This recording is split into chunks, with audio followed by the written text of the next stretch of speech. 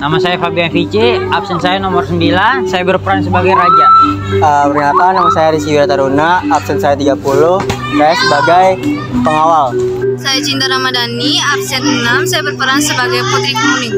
Saya Sofiana Putri, absen 34, saya berperan sebagai Putri Biru. Saya Vanessa Malinda, absen 11, berperan sebagai Putri Hijau dan Inang Pengasuh. Saya Nadia Ramawati, absen 11, saya berperan sebagai Putri Jambon. Dahulu kala, ada seorang raja yang memiliki beberapa putri yang cantik jelita. Sang raja dikenal sebagai raja yang bijaksana, tetapi ia terlalu sibuk dengan kepemimpinannya. Karena itu, ia tidak mampu mendidik anak-anaknya. Istri sang raja sudah meninggal ketika melahirkan putrinya yang bungsu, sehingga sang raja diasuh oleh inang pengasuh. Putri-putri itu menjadi manja dan nakal. Mereka hanya mau bermain-main di danau. Mereka tidak pernah mau membantu ayahnya. Pertengkaran pun sering terjadi di antara mereka. Beberapa putri itu dinamai dengan nama-nama warna: Putri Jambon, Putri Biru, Putri Hijau, dan Putri Kuning.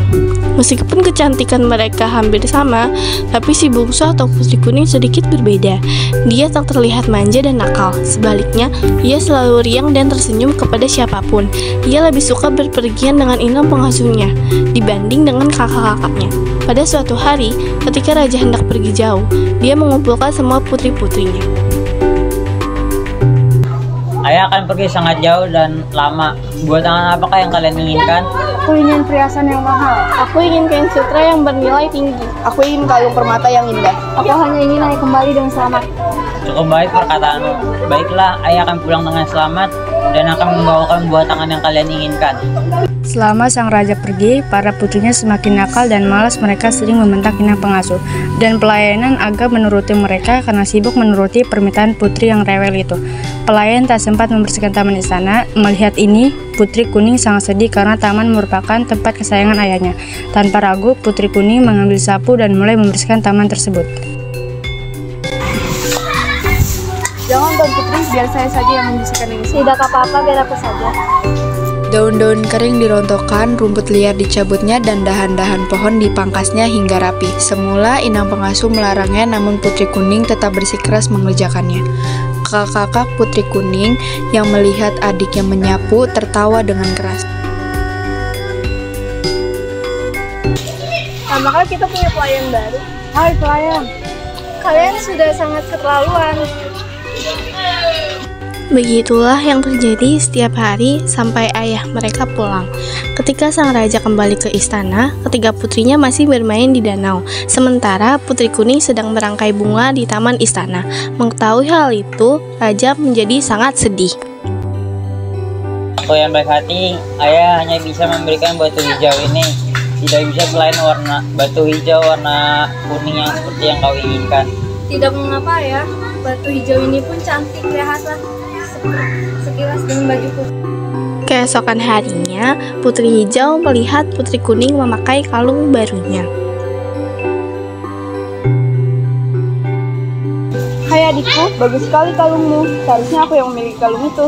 Tetapi ayah memberinya kepadaku, bukan kepadamu. Mendengar hal itu, Putri Hijau berlari tergesa-gesa dan mengadu kepada kakak-kakaknya. Mereka lalu sepakat untuk merampas kalung itu.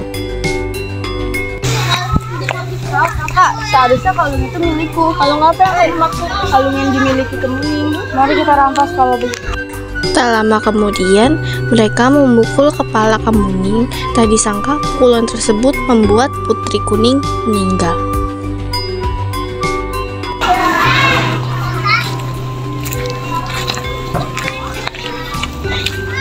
Berikan kalung ini kepadaku.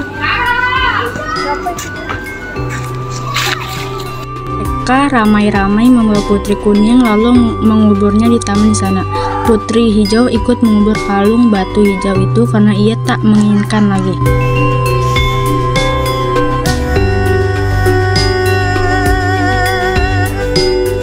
Selama raja mencari Putri Kuning, tak ada yang tahu kemana putri itu pergi. Kakak-kakaknya pun terdiam. 1000 bahasa, raja pun sangat marah. Hai pengawal, cepat carikan putriku. Baik saja, saya akan mencarinya. Raja menjadi sangat frustasi. Setiap hari ia hanya memikirkan Putri Kuning. Aku ini ayah yang buruk. Aku akan mengirim putri-putriku ke tempat yang jauh agar mengasah budi pekerti mereka. Suatu hari, tumbuhlah tanaman di atas kuburan Putri Kuning. Tanaman apakah ini? Bunganya batangnya seperti seorang wanita. Bunga yang sangat bagus seperti mengingatkanku kepada akan ku beri nama ia dengan nama kemuning. Sejak saat itu, bunga kemuning mendapatkan namanya.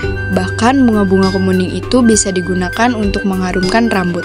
Batangnya digunakan untuk membuat kotak-kotak yang indah, sedangkan kulit kayunya dibuat manusia menjadi bedak. Setelah kematian pun, Putri Kemuning masih memberikan kebaikan.